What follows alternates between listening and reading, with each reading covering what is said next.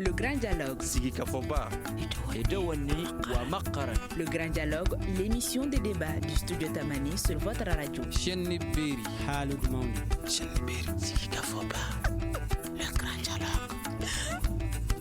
Symbole de l'État attaqué à Kidal, quel avenir pour le processus de paix? C'est le thème du Grand Dialogue de ce soir que vous suivez sur 75 radios à travers le Mali, également sur Énergie TV, Renouveau TV et Beledougou TV, et vous le suivez également en live sur Facebook. Et pour débattre de cette question, nous avons trois invités. Honorable Ndoula Thiam, député du Parti Rassemblement pour le Mali RPM, membre de la délégation qui était à Kidal. Moussag Ataher, porte-parole de la coordination des mouvements armés CMA, et Mamadou Diouara, sociologue, qui nous rejoindra au cours de ce débat. Je suis Mohamedou Touré. Chers invités, auditeurs et téléspectateurs et internautes, bonsoir à tous et bienvenue. Le Grand Dialogue.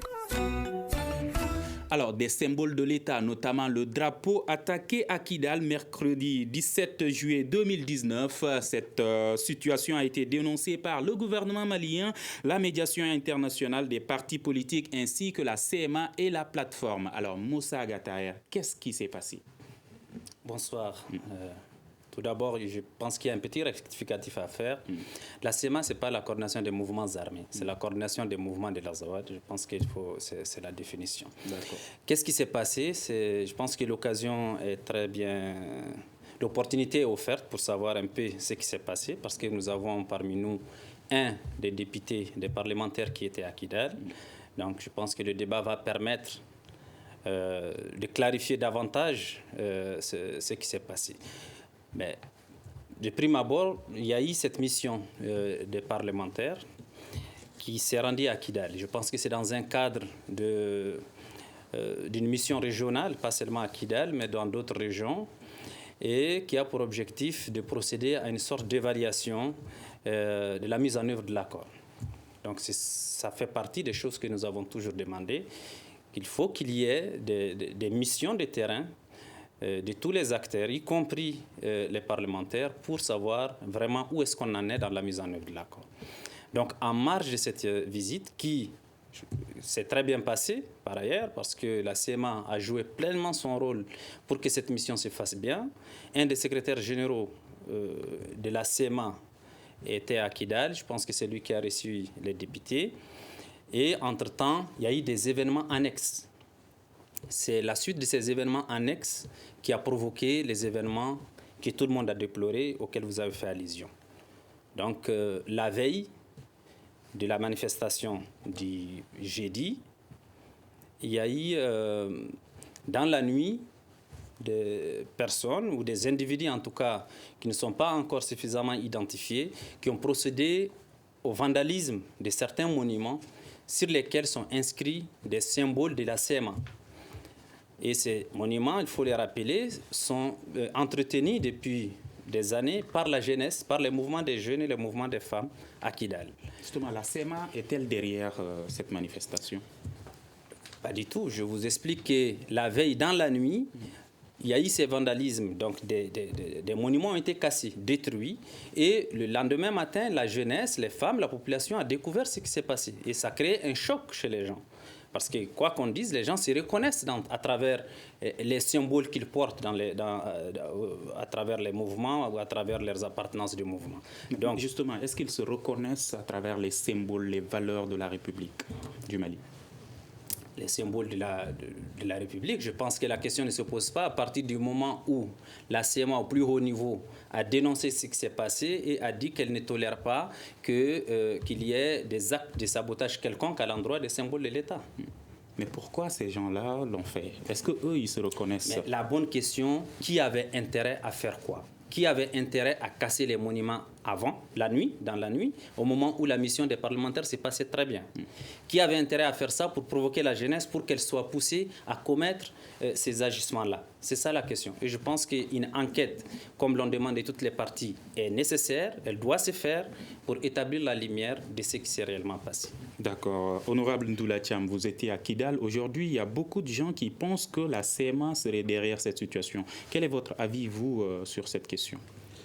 Bon, tout d'abord, je tiens aussi à remercier vraiment le studio Tamani pour cette initiative, parce qu'elle est vraiment nécessaire pour que les uns et les autres puissent parler. Parce que nous sommes dans un dialogue global auquel aujourd'hui chacun doit s'exprimer, donner son point de vue. Nous, en tant que parlementaires, nous avons été à Kidal dans les meilleures conditions, où nous avons été reçus par la SEMA. Ils ont mis le paquet pour que vraiment la mission à laquelle on était venu puisse se faire dans les conditions les meilleures. C'était d'abord d'évaluer, voir quel est votre niveau de connaissance par rapport à l'accord que nous avons signé. Au-delà, l'appartenance, comment vous êtes en train de vous approprier de cet accord. Et cette mission nous a permis de comprendre qu'il y a une volonté. Il y a une volonté d'aller à la paix. Et là, c'est un aspect qui me semble qui m'a beaucoup marqué. Parce qu'au début, en disant à Bamako, on va à Kidal, on croyait que c'était la fin de la vie. Mais nous avons fait la mission de façon, comme je l'ai dit, de façon normale. Et nous avons rencontré une population, je dirais, très sympathique, qui nous a accompagnés pendant tout notre séjour dans un cadre de dialogue qui se fait avec des contradictions, qui se fait avec un certain nombre de virulences existent, mais c'est faisable. Donc, au-delà de cet aspect, si nous, arrivés une fois à Bamako, nous avons appris que c'est à l'aéroport de Bamako que nous avons vu l'image sur l'Internet, et nous étions vraiment étonnés de voir qu'il y a eu tous ces remue-ménages après notre départ, et nous ne comprenons pas qui sont les manipulateurs. Qui est derrière cette situation? On ne peut pas le dire. On ne peut pas le dire dans la mesure où nous ne connaissons pas exactement qui manipule. Et le manipulateur peut être à distance comme il peut être à l'intérieur. Donc ça, c'est vraiment l'aspect que nous pouvons le dire. Mais nous avons quand même compris qu'il y a la volonté au niveau SEMA aujourd'hui pour qu'on aille vers la paix. Est-ce que cette manifestation remet en cause l'acceptation, l'appropriation du contenu de l'accord pour la paix par une partie de la population de Kidal? Non, je dirais non. Je dirais que par contre, de façon sporadique, il y a des gens, même dans nos différentes rencontres, parce que nous avons rencontré les sous-préfets, nous avons rencontré la société civile dans sa globalité, les femmes, les jeunes, il y en a un certain nombre de violences, là il faut le dire. Ils disent que non, nous sommes des oubliés aujourd'hui, nous ne sommes pas de cette nation dont vous vous réclamez. On dit que non, nous sommes venus, parce que nous sommes vos représentants, nous sommes les représentants des populations, nous sommes là même si nous sommes venus tardivement. Ça nous a été dit, vous auriez dû être là depuis très longtemps. Ça pouvait corriger beaucoup de petits problèmes autour de l'accord. Mais aujourd'hui, le Parlement est là. On a espoir. Ça a été le modèle pour d'autres personnes. Pour d'autres, oui, c'est pas... On ne se reconnaît pas. On ne se reconnaît pas dans cette situation. On n'est pas d'accord. Ils existent. Mais dire que la population, dans sa globalité, fait un refus, je ne le pense pas. Je ne le pense pas dans la mesure où nous avons fait notre mission. Nous avons fait les 72 heures à Kidal, dans les meilleures conditions, où on passait la nuit dans la cour, comme tout le monde, et dans un cadre où on ne voyait vraiment pas de problème. D'accord. Alors, Moussa Agataer, c'est la SEMA. La SEMA est à Kidal et contribue à la sécurisation. C'est ce que disent les responsables de la SEMA. Alors, comment est-ce possible que ces personnes se déplacent, saccagent, attaquent des symboles de l'État et que la SEMA dit ne pas être au courant des personnes, ou savoir les personnes qui sont comment dire, la cause de cette situation? Bon, vous savez, quand on dit qu'il y a la nécessité de faire une enquête, je pense que ça coupe court à beaucoup d'interprétations. Parce qu'à partir du moment où on veut avoir des coupables, avant même de faire une enquête, je pense qu'on va trop vite en besogne et on va tout fausser. Il est clair que la SEMA est à Kidal. La SEMA essaie d'organiser autant qu'elle peut certains aspects de la sécurité et de régulation de la ville en attendant le redéploiement de l'État et de ses services de défense et de sécurité. Nous ne sommes pas là pour toujours, nous sommes là parce qu'il y a une absence de l'État liée à tout ce qui s'est passé. Justement, permettez-moi de rebondir sur cette question. Pour finir, l'absence de l'État, elle est due à quoi? Pour vous dire qu'il faut une enquête. Nous sommes partant pour que cette enquête inclue plusieurs parties. À partir du moment où ces parties peuvent concourir à établir la vérité sur ce qui s'est passé, mais surtout, notre objectif, ce n'est pas seulement de trouver des coupables, c'est de créer une synergie d'action pour que les choses ne se reproduisent pas, pour éviter la répétition et pour éviter tout aspect qui bloquerait la mise en œuvre de l'accord. Justement, vous avez parlé d'absence de l'État. L'absence de l'État à Kidal aujourd'hui est due à quoi? Je pense que l'absence de l'État est due à un certain nombre de choses. D'abord, c'est dû à un conflit qui est là depuis 6 ans, qui a été couronné par un accord. Et cet accord est censé être l'outil que nous devons tous utiliser pour revenir à une situation normale, y compris les retours progressifs de l'État, les retours des services sociaux de base, les retours des services de défense et de sécurité, les retours d'une armée reconstituée dans laquelle tout le monde se retrouve, tout le monde se reconnaît, qui assure intégralement l'ensemble de la sécurité des populations.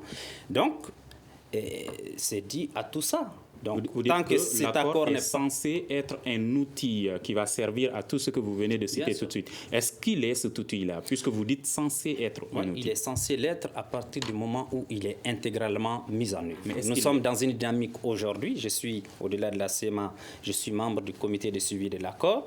Je travaille régulièrement pour la mise en œuvre de cet accord-là et je sais qu'il y a beaucoup de difficultés. Il y en a eu beaucoup plus pendant les 4 dernières années, où il y avait un sérieux problème de volonté de part et d'autre. Et aujourd'hui, on travaille à ce que l'accord soit mis en œuvre. Tant que l'accord n'est pas mis en œuvre, on n'est pas à l'abri de la répétition de ce genre d'événements. On n'est pas à l'abri d'une exaspération, des attentes, des déceptions qui peuvent provoquer à tout moment des situations inattendues. Au moment où des vidéos ont circulé qui montrent ces personnes qui étaient en train de saccager, s'attaquer à ces symboles de l'État, certains pensent que même si la CMA n'est pas derrière cette question, elle sait quand même les individus qui sont derrière cette manifestation. On revient toujours à la question de l'enquête. Moi, je suis partisan de la culpabilité après avoir trouvé des faits. On ne peut pas accuser, on ne peut pas trouver un coupable avant d'avoir établi son lien direct avec une action donnée. Donc, nous avons bien sûr vu les événements arriver. La CMA s'est tout de suite mis en œuvre à Kidal pour mettre fin à tout ça. Et je pense que tous ceux qui ont suivi savent que la manifestation n'a pas duré longtemps parce qu'on a déployé ce qu'on peut déployer au moment, malgré que ce n'était pas vraiment préparé, pour que la manifestation soit contenue. Maintenant, il faut rappeler quelque chose parce que comparaison n'est pas raison. La CMA n'a pas les outils de maintien d'ordre. La CMA, c'est des combattants armés d'armes de guerre.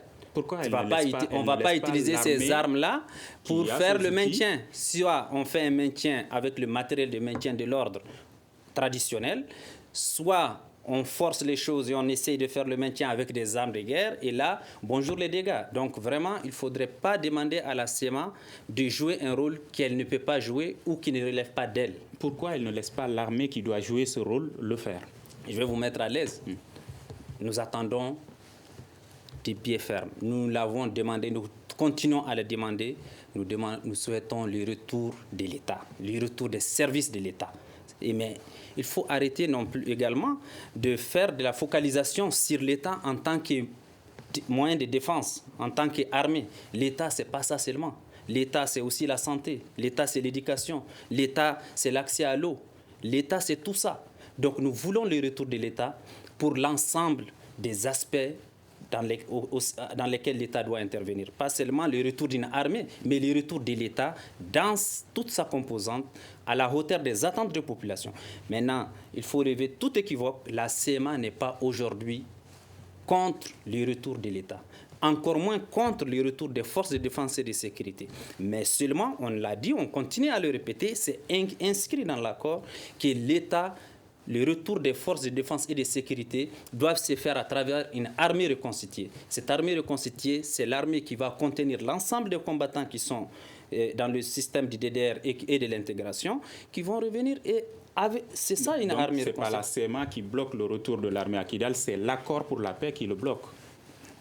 L'accord ne bloque rien. L'accord est une solution. Il nous reste à nous, acteurs, États, mouvements, partenaires, communauté internationale, de donner à l'accord toute sa chance et de mettre à disposition de l'accord les moyens nécessaires pour qu'il soit mis en œuvre. D'accord. Honorable, est-ce que ce n'est pas l'absence de l'État qui a provoqué cette situation, cet incident? Oui, l'absence de l'État est un problème. Je vous avoue que c'est ma première fois d'arriver à Kidal. Une fois à Kidal, j'ai vu, je dirais, une ville fantôme. Une ville sans lumière, une ville sans eau, sans route, ou une population qui se bat. Mais j'ai senti en eux, comme je l'ai dit, cette volonté qui est un État. Parce qu'aujourd'hui, dans nos débats devant la société civile, on les a dit de façon...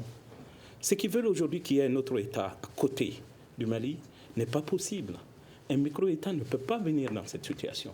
Et je sais que l'accord a été signé sur cette base, qui est pas que vous reconnaissez un certain nombre de choses, qui est l'intégrité du territoire malien, qui est le drapeau, qui est un certain nombre de choses. Pensez-vous qu'il y a des gens à Kidal toujours qui veulent de ce micro-État dont vous parlez? Ah, c'est évident. Ça, c'est une évidence. Hein. C'est pourquoi peut-être on a vu des réactions, même s'il y a des manipulations. Nous avons vu quand même un certain nombre de réactions en essayant. Et les personnes sont connues, à mon avis. Parce que... Est-ce que la CEMA les connaît? Peut-être... Je crois qu'un partenariat, un cadre toujours avec CEMA peut aider. Aujourd'hui, d'abord, la communauté internationale. Vous dites que ces gens sont connus? Non, ils sont connus dans la mesure où sur l'Internet, vous l'avez vu, moi je l'ai vu, d'autres l'ont vu aussi. On voit bien des jeunes qui sont repérables à Kidal, qui sont sur les murs du gouvernorat pour effacer l'emblème, pour effacer un certain nombre de choses pour la République.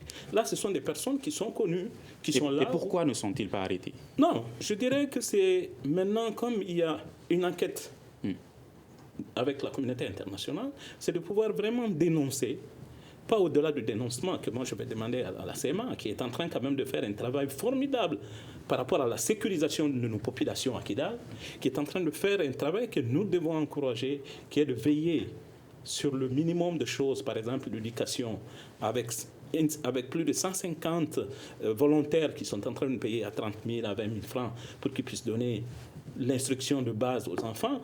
Et en termes de santé, pour qu'il y ait quand même une petite infrastructure de santé pour les populations. Mais honorable, si ces personnes sont identifiables, les arrêter rentre dans le cadre du processus d'enquête pour les interroger, savoir les raisons et savoir si oui ou non ce sont les personnes qui l'ont fait ou pas. Mais sans oublier qu'aujourd'hui, je dirais le blocage peut être au niveau, parce qu'au niveau même, au sein même de CMA, il peut y avoir des gens qui sont contre le système. On ne peut pas le cacher. Mais la volonté affichée, qui est la volonté globale aujourd'hui pour qu'on aille vers le Mali, pour qu'on aille vers une armée reconstituée qui sera déployée, dont nous avons beaucoup parlé, parce que l'un des objectifs pour eux aujourd'hui, il faut faire revenir l'armée. Ce n'est pas seulement l'armée, comme il l'a dit. Il faut des services de base, sociaux de base. Il faut aujourd'hui faire ramener l'école. Il faut amener aujourd'hui l'administration. Et il faut qu'un gouverneur soit sur place pour que le travail qu'il fait, qu'il y ait un représentant de l'État. Moi, je dirais qu'il n'était même pas avec nous par rapport à cette situation dont nous déplorons. Parce que ça, c'est quand même... Ça veut dire que nous-mêmes, si l'État, nous ne sommes pas présents nous-mêmes. Ah, le gouverneur de Kidal n'était pas présent par rapport à cette mission. Moi, je ne peux pas le comprendre en tant que parlementaire pour dire que non, les parlementaires, après tant de difficultés, se déplacent de Bamako vers Kidal. Vous, représentants de l'État, vous-même, vous êtes en déplacement, vous êtes en dehors de la ville. C'est d'être là pour que vraiment on puisse s'accompagner et en parler. Parce qu'il y a des difficultés et les difficultés persistent. Ça existe. Personne ne peut dire aujourd'hui que la situation est une situation, comme on le dit, en tout blanc. Non, ça n'existe pas. Mais c'est une situation qui est gérable, que nous pouvons, nous, Maliens, faire le peu que nous avons, avec cet accompagnement de la société, de la communauté internationale, trouver des issues, si la volonté y est. Et là, ça me semble être extrêmement important. Et l'une des conditions, c'est qu'on aille vers cet accord qui a des problèmes difficiles, qui a des points souvent saignants pour les uns et les autres, mais qu'il faut aujourd'hui qu'on aille vers son application pour que vraiment nous puissions sortir de cette situation d'une sorte de léthargie qui ne bouge pas. Depuis 2015 que nous avons signé, pendant plus de 4 ans, nous sommes dans le même processus. C'est vrai, elle est longue, mais on doit pouvoir quand même sentir un certain nombre. Aujourd'hui, on a parlé à Kidal... Notamment le retour de l'armée à Kidal. Qui fait partie, qui est une des priorités aujourd'hui. Est-ce que vous pensez que la CMA est réellement pour le retour de l'armée à Kidal? Et là, je vous avoue entre nous, nous avons parlé nous avons fait des séances de réunion avec les responsables de la CMA au niveau de Kidal. Leur volonté aujourd'hui, c'est qu'on aille vers une armée reconstituée comme prévu et qu'on aille vers cette situation qui n'est autre chose que l'application.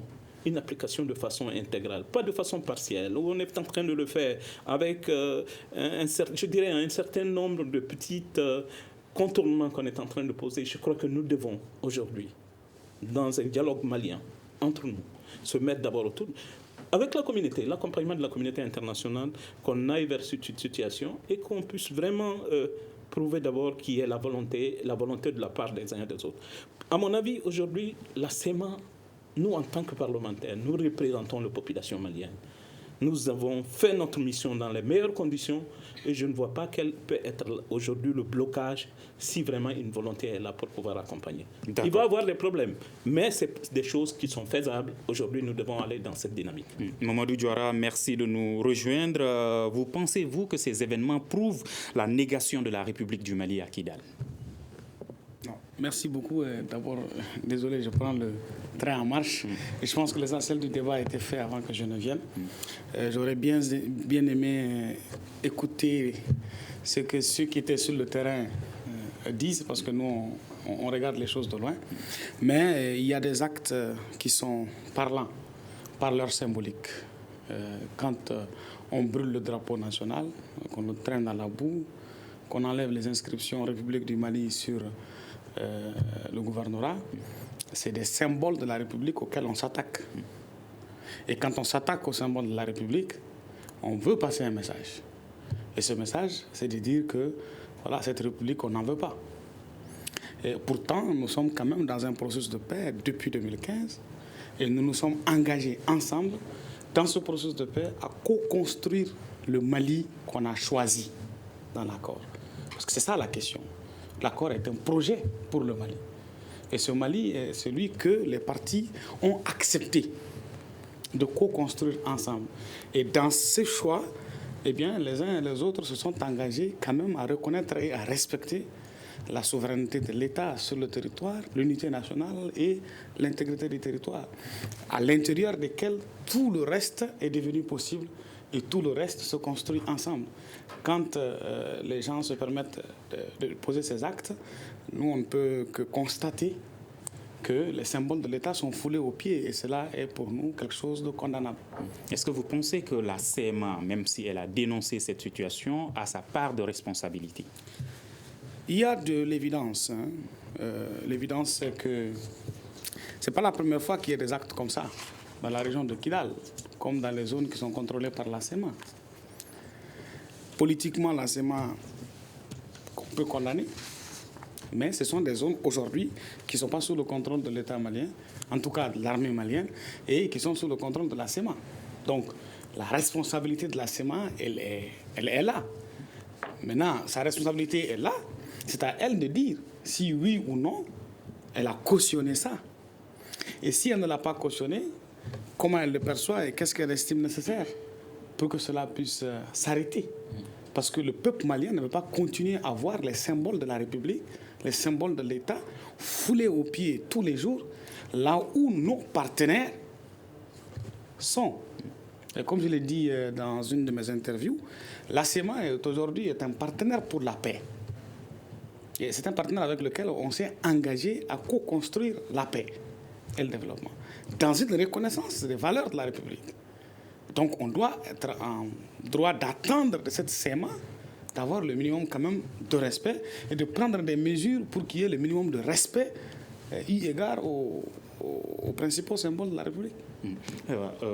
Moussa, il y a Honorable Thiam qui pense qu'il se pourrait qu'il y ait des représentants de la CEMA, des responsables de la CEMA qui soient impliqués dans cet incident. Je pense que je vais d'abord commencer par réagir à la dernière intervention de M. Diawara. Si vous avez suivi l'actualité ou les réactions entre jeudi et aujourd'hui, la réaction de la CEMA fait partie des premières qui ont été faites de la manière la plus officielle et la plus médiatisée possible, y compris à travers un communiqué qui est passé au journal télévisé de 20h hier soir, y compris une interview que j'ai fait moi-même à l'ORTM hier qui est passée au journal de 20h. Donc, et ça ne donne lieu à aucune interprétation. Notre réaction a été claire sur la condamnation de ce qui s'est passé. Là, nous avons lancé un appel pour qu'il y ait une enquête pour situer les responsabilités, mais je les rappelle, ce n'est pas seulement la question du drapeau qui s'est posée. On a vandalisé un certain nombre de monuments dans la ville de Kidal. Et la veille, chose qui a exaspéré les jeunes manifestants qui ont procédé à cet acte impardonnable de notre part qui s'est passé aussi autour du drapeau. Donc, il faut que j'aimerais faire cette précision. Ensuite, quand on parle de coupables, sincèrement, quand il y a une manifestation, que ce soit à Bamako, à Sikasso ou à Kidal, je ne pense pas que la première des choses qu'on va faire, c'est de chercher les photos et les vidéos et aller prendre les gens qu'on soupçonne et les arrêter et dire qu'on a eu des coupables. Nous avons assisté ici à Bamako à la brûlure en public des drapeaux d'autres pays amis. Jusqu'à aujourd'hui, on n'a pas entendu qu'on a arrêté la personne qu'on a vue dans la vidéo. On a agressé physiquement un président de la République. Je ne pense, j'ai pas souvenir que le même jour que cette situation a été normale. Je veux dire tout simplement que sachons raison garder et n'ayons pas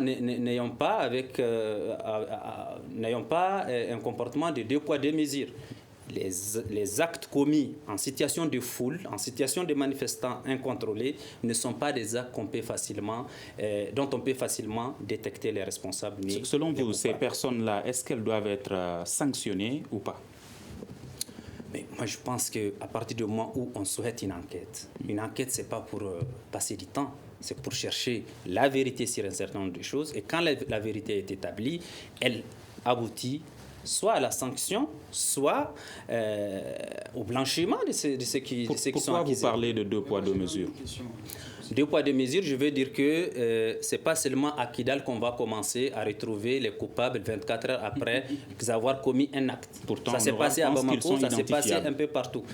Moi, je peux vous montrer les vidéos de ceux qui ont tapé sur la tête du président Djankounda Traoré. Je n'ai pas souvenance que le lendemain, donc on les a emprisonnés. J'ai des vidéos de ceux qui ont brûlé des drapeaux des pays amis. Je n'ai pas souvenance qu'on les a arrêtés le lendemain. On a toujours dit qu'il y aura une enquête. Diora, que pensez-vous de cette comparaison? Alors, c'est intéressant de rappeler ces choses. Je suis d'accord avec Moussa qu'effectivement, il y a eu des actes similaires qui ont été malheureusement traités par soit le laxisme ou en tout cas qui n'ont pas été traités comme cela se devait. Cela n'enlève en rien le fait que la revendication d'un traitement adéquat à cette question reste pertinente. Mais la nuance qu'il apporte est pertinente et il faut le lui reconnaître. Je crois que ça, c'est quelque chose qui est important. Maintenant, une fois qu'on a dit ça, on revient sur la question parce qu'il a dit, et je pense que c'est une question, c'est quelque chose d'assez important que la CEMA condamne, demande des enquêtes. Mais la question que moi je soulève, c'est qu'aujourd'hui, on sait que les structures d'investigation de l'État malien ne sont pas à Kidal.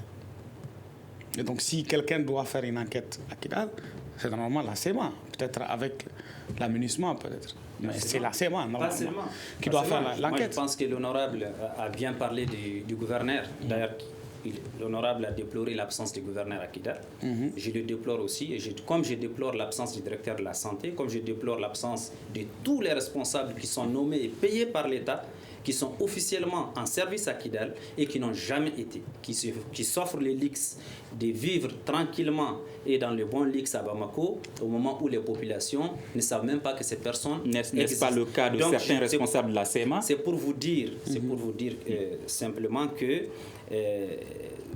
voilà, je reviens encore à ça, c'est-à-dire qu'il faut attaquer le problème à sa racine et identifier les problèmes tel qu'on identifie les problèmes dans n'importe quelle région du pays, ça va nous faciliter l'analyse. La question de Diora, qui va mener l'enquête? Voilà, donc la question de l'enquête, nous avons un représentant de l'État, il y a le gouverneur. Le gouverneur, je pense que depuis qu'il est arrivé à Kidal, la CEMA n'a jamais entrepris quelque chose sans qu'il soit associé. et surtout ce qui est en relation avec les symboles de l'État dont il est le premier représentant actuellement, en attendant qu'il y ait les autres services chargés de la protection et de la défense de ces symboles-là. Et je rappelle que tant que nous n'avons pas pu mettre en œuvre certains aspects prioritaires de l'accord, on est toujours dans les risques de vivre certaines situations comme celle-là. Il faut accélérer l'armée reconstituée. C'est l'arme, les drapeaux, les symboles de l'État ne peut être protégé que par une force de défense et de sécurité de l'État. Aujourd'hui, elle est absente. Ce que la CEMA est en train de faire à Kidal, c'est un pur volontarisme. Et en tant qu'acteur et en tant que signataire de l'accord, il a la responsabilité d'utiliser ce qu'il peut utiliser comme moyen pour pallier à l'absence de l'État, en attendant le redéploiement de l'État, y compris dans sa version militaire et dans sa version des services sociaux de base. Diora, l'enquête semble ne pas être encore ouverte. Alors, est-ce que vous pensez qu'il y aura quelque chose d'autre au-delà des déclarations qui sont... Bon, vous savez, je pense que les références auxquelles M. Moussa Agataher, qu'on appelle ça, qu'il vient de citer, témoignent d'un certain nombre de choses. Premièrement, il y a eu des actes similaires, il n'y a pas eu de poursuite. Sur le principe, on condamne, c'est déjà un acquis. Pour moi, ça c'est un acquis. Maintenant, on demande l'ouverture d'une enquête, mais cette enquête, en fait, la CEMA n'a pas à demander cette ouverture. La CEMA devrait annoncer qu'elle ouvre une enquête et qu'elle est disposée à accueillir les autres pour l'aider à faire cette enquête, parce qu'aujourd'hui, c'est la CEMA qui est maîtresse des lieux sur le terrain. Et donc, si quelqu'un doit faire l'enquête, c'est à la CEMA de faire l'enquête, ce n'est pas à quelqu'un d'autre de faire l'enquête. Donc, je pense que ça, c'est un niveau peut-être qu'il faut reconsidérer et qu'il faut remettre en cause. Maintenant, il a soulevé une question assez intéressante relative à l'absence de l'État. Et il a déploré l'absence des cadres qui sont là-bas. C'est intéressant que cela vienne de la CEMA, particulièrement de vous, parce que vous êtes quand même historiquement le porte-parole de la CEMA, en fait, depuis le MNLA jusqu'à la CEMA aujourd'hui. La question qui sort une fois qu'on vous a écouté, c'est est-ce qu'aujourd'hui, si cette administration est disposée à partir à Kidal, la CEMA s'engage à lui garantir la sécurité ? Parce qu'il y a quand même des sous-préfets, il y a des hauts responsables de cet État qui ont été assassinés à Kidal par les mains de la CEMA. Donc aujourd'hui, on est en droit de se poser des questions. Parce que, comme vous l'avez dit, l'autorité politique n'est protégée que par les forces armées. Si les forces armées et de sécurité ne sont pas en mesure d'être déployées à Kidal aujourd'hui, parce que la CEMA attend la reconstitution des forces armées tel que l'accord l'a prévu, et qu'on envoie quand même des forces, des autorités politiques qui n'ont aucune force sur laquelle s'appuyer, ça ressemble quelque peu à une farce. Sauf si la CEMA s'engage, en attendant le redéploiement de l'armée, à se mettre, en tout cas à mettre ses forces sous le commandement de ces autorités politiques. Sinon, leur envoi n'a absolument aucun sens. Il va répondre, je vous donne la parole tout de suite. Allez-y.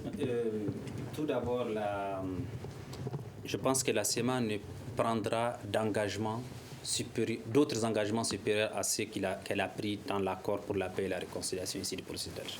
C'est les seuls engagements que nous avons pris ensemble autour desquels il y a eu un consensus. Il ne sert à rien de prendre chaque fois de nouveaux engagements sans pouvoir les tenir. Aujourd'hui, on ne peut pas dire que la CEMA peut s'engager à sécuriser tous les responsables ou tous les représentants de l'État sans que cela ne se fasse de manière concomitante avec la constitution de l'armée dont on parle, l'armée reconstituée.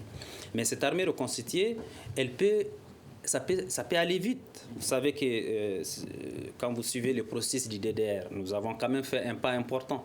Tous les éléments du mécanisme opérationnel de coordination de toutes les régions certains sont arrivés, d'autres sont en route, d'autres sont déjà dans les centres de formation pour une formation accélérée en vue de leur redéploiement dans ces mêmes régions pour assurer la sécurité du cantonnement de l'intégration globale.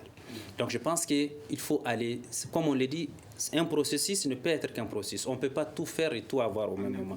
Donc si on continue dans la bonne voie, qui est encourageante, que je salue, la dynamique actuelle que mènent les mouvements et le gouvernement, c'est une dynamique encourageante, il faut le reconnaître, qui peut rapidement répondre à certaines préoccupations, y compris la sécurité, la sécurisation des représentants de l'État, des services de l'État et des symboles de l'État. Certains pensent que cette prolongation profite aux responsables de la CMA, que la CMA elle-même veut que ce processus de paix soit long. Vous savez, tant qu'on n'arrête pas de voir en l'autre les dangers permanents, on ne va rien faire, on va arriver à rien. Moi, si je voyais ça en vous, je ne serais pas là. Je suis de la CMA, je suis censé être à Kidal. C'est les Maliens qui posent ces questions, vous êtes là pour répondre à ces questions également. C'est entre nous, c'est pour vous dire que si nous nous mettons dans ces logiques-là, on ne va rien faire ensemble. Il faut arrêter la fixation, il faut arrêter le doute permanent. Moi, je crois à la paix. C'est la raison pour laquelle, comme M. Diawara l'a dit, bien sûr, j'ai été le porte-parole d'IMNLA, je suis aujourd'hui le porte-parole de la CMA. J'assume entièrement mes positions politiques d'avant, comme j'assume entièrement mes positions d'aujourd'hui qui s'inscrivent dans une dynamique d'arriver à la paix. Donc il faut qu'on dépasse là. On ne peut pas parler à tout le monde, mais au moins ayons le courage de se parler nous et de dépasser les freins à la paix réelle. Honorable Thiam, vous avez dénoncé l'absence du gouverneur à Kidal et Moussa Agataer estime que l'enquête devrait être ouverte par le gouverneur. Est-ce que vous pensez qu'il y aura une enquête? Moi, je dirais que ce n'est pas seulement le gouverneur. Le gouverneur, c'est le premier représentant de l'État, mais c'est l'État qui est absent. L'absence de l'État, je crois que c'est ça. Nous-mêmes, il faut que nous, de notre côté, nous sommes un État. Nous avons un certain nombre de problèmes avec une partie de nos populations. C'est une réalité. Nous devons aujourd'hui être dans cette dynamique de pouvoir trouver des solutions. Et un accord a été signé où nous sommes dans une dynamique. Et je crois que nous devons faire le pas de façon beaucoup plus rapide. Selon vous, pourquoi l'État est-il absent? Pour qu'on aille vers ça. On aille vers ça, c'est-à-dire si nous devons, à mon avis, mystifier une ville ou mystifier un cadre de vie, je crois que ça ne bougera pas, à mon avis. Oui, mais selon vous, pourquoi l'État est-il absent aujourd'hui? L'État est absent parce qu'il y a eu des problèmes. C'est pourquoi il y a un accord. C'est pourquoi il y a eu un certain nombre qui a été signé en 2015. Qui a été signé avec les partis aujourd'hui, avec tout le monde, pour qu'on aille dans ce sens. Et cet accord est en train d'évoluer. Et nous devons la faire évoluer de façon, nous en tant qu'État, nous devons beaucoup plus travailler dans son application que de voir qu'on va continuer à pouvoir se faire des petites critiques, des petites choses qui vont qui ne nous fera que retarder par rapport à cette application. Aujourd'hui, nous sommes, après 4 ans, nous ne pouvons pas dire aujourd'hui qu'on doit être à ce niveau par rapport à cette application. Et nous, de notre côté, je crois qu'il y a eu beaucoup de choses, mais il reste beaucoup à faire. Il reste beaucoup à faire. Je vous dis que c'est inimaginable, à mon avis, de voir qu'aujourd'hui, les gens sont couchés à Bamako, à Gao, au nom de Kidal. Et c'est une population qui est là, qui est délaissée. Une population, moi je fais au niveau de l'Assemblée nationale, par exemple, la commission énergie. La première des choses, quand on est arrivé dans la ville, j'ai dit, bon, moi je vois quelque chose, je ne vois pas de réseau. Qu'est-ce qui se passe là? Il n'y a pas de centrale, on va dans une centrale. La seule centrale qui est. L'État a amené 2 gros groupes qui sont là. Ces 2 gros groupes ont été montés par une société marocaine depuis le mois de novembre. Jusqu'à présent, on n'arrive pas à faire une connexion, à pouvoir le connecter. C'est vrai, il y a des problèmes, soi-disant qu'ils ont des problèmes avec le partenaire, avec le fournisseur, ou la connexion ne se passe pas. Qui a des problèmes avec le fournisseur? Non, c'est-à-dire l'énergie du Mali. C'est-à-dire c'est l'énergie du Mali qui est là-bas. Nous avons vu des gens, quand tout le monde est parti, voilà ce monsieur, il dit que non, moi je reste pour donner la lumière à cette société. Aujourd'hui, cette centrale est en train de tourner avec un temps très très faible, de 3 à 4 heures par rapport pour donner de l'électricité à la population, et quelque chose qui est déplorable. Nous demandons quelles sont les voies aujourd'hui. En demandant notre débat avec SEMA, oui. On les a dit, est-ce qu'aujourd'hui vous pouvez nous garantir que nous pouvons amener les services qu'il faut pour que ce travail soit fait? C'est un engagement. Nous, en tant que parlementaires, c'est ce qui nous a été dit. Amener les personnes qu'il faut pour que vraiment ce travail soit fait. Tout ce qu'il faut, et nous nous engageons dans un cadre. Deuxièmement, ce n'est même pas ça, parce qu'à Kidal, les gens ne sont pas en train de payer les factures d'énergie. Si les factures ne sont pas payées à 80%, comment ça va marcher? Pendant longtemps à Gao, mais je crois que c'est un effort que l'État doit normalement prendre, parce que ces villes sont des villes extrêmement éprouvées depuis le déclenchement de la crise jusqu'à présent. Et les populations sont à plat, elles sont totalement éprouvées. L'activité économique est considérablement anéantie. Est-ce que vous pensez que les autorités maliennes sont les seuls responsables de cette situation? Avec les plus hautes responsables, ils nous disent que les honorables, on vous dit, si demain matin vous arrivez à faire tourner le groupe, nous nous engageons en tant que groupe de pouvoir faire le recouvrement à 70-80% pour payer à l'État. Mais à la société. Ces symboles de l'État engagement. qui ont été saccagés, attaqués à Kidal, est-ce que vous pensez que les autorités maliennes sont les responsables de cette situation? Non, moi je ne peux pas, on ne peut pas le dire. Tu sais comment le problème est arrivé? C'est que les gens ne comprennent pas. C'est que nous étions à la rencontre avec la société civile. C'est une dame qui nous a dit, il dit que vous savez que notre problème à Kidal, il y a deux choses. C'est qu'il y a des gens qui sont en train de manger à notre nom à Bamako, des gens qui mangent à notre nom à Gao, et nous les Kidalois, nous voilà, nous sommes là, vous êtes venus nous voir. C'est pour dire qu'il y a toute une réalité autour de ces systèmes que nous devons comprendre, ça c'est un. Deuxièmement, c'est par rapport aux services sociaux de base. L'eau, qui est quelque chose aujourd'hui pour la population. Nous n'avons pas, nous ne pouvons, comment vous voulez que nous vivions? Comment vous voulez que nous nous reconnaissions dans quelque chose où nous n'avons pas le minimum d'une boîte d'eau qui vient, où aujourd'hui on peut donner à nos enfants? Nos enfants sont morts ici, mais avec tout ça, ils étaient dans la salle pour dire que nous sommes prêts à pouvoir travailler et avec les conditions les plus difficiles. Donc quand cette situation est arrivée, nous, en tant que parlementaires, c'est-à-dire c'est d'abord les populations. Au-delà de tout aspect politique, c'est une population que nous voyons. C'est la souffrance de ces populations que nous essayons de comprendre. Et nous avons demandé, je crois que de façon rapide, le ministre a réagi, le ministre de l'Énergie, pour dire que voilà, la centrale s'est remise le 20 août en application. Nous étions encore à Kidal. Je vais juste dire qu'ayons cette volonté d'aller dans la chose pour trouver la solution. Moussa, est-ce que la CMA, les responsables de la CMA qui sont à Bamako, représentent réellement les populations qui sont à Kidal? Avant de répondre aux responsables sur la question des responsables de la CMA, je voudrais abonder dans le même sens que l'honorable. Vous pouvez répondre juste à cette question avant de rebondir sur ça. Parce qu'il vient de le dire, il dit qu'il a rencontré une femme à Kidal qui dit qu'il y a des gens qui sont installés à Bamako, à Gao, qui sont en train de manger en leur nom. Mais partout où vous irez, il n'y a pas de responsables qui font l'unanimité. Vous sortez tout de suite à la porte. Est-ce que la CMA fait l'unanimité? Vous pouvez avoir 100 personnes qui vont vous dire qu'Ibeka ne nous représente pas, ce n'est pas le président de la République. C'est la même chose. Donc nous, on n'a pas la prétention de faire l'unanimité d'aucune population. Nous assumons entièrement le rôle que nous jouons au nom de ceux qui se reconnaissent dans ce que nous faisons. Pourtant, vous avez pris des armes pour défendre les causes de ces populations parce que vous avez estimé que la plupart de ces populations, selon vous, ne se reconnaissaient pas en l'état actuel. Exactement. Et si maintenant également, elles ne se reconnaissent pas à la CMA aussi, est-ce que vous pensez que le problème c'est l'État? Je pense que ma réponse n'a pas été comprise. J'ai dit, nous continuons plus que jamais à croire que nous représentons les populations au nom desquelles nous parlons. Mais nous ne cherchons absolument pas l'unanimité. Ceci étant, je voudrais revenir sur un aspect. L'honorable a insisté sur des aspects extrêmement importants. Je pense qu'il doit focaliser l'attention. L'attention des responsables, même l'attention de l'opinion. Les services sociaux de base sont le premier moyen par lequel l'État peut revenir à Kidal ou à Tombouctou ou ailleurs. L'État n'est même pas dans tout Tombouctou, encore moins dans tout Gao. Je pense qu'il y a une fixation sur Kidal qu'il faut relativiser.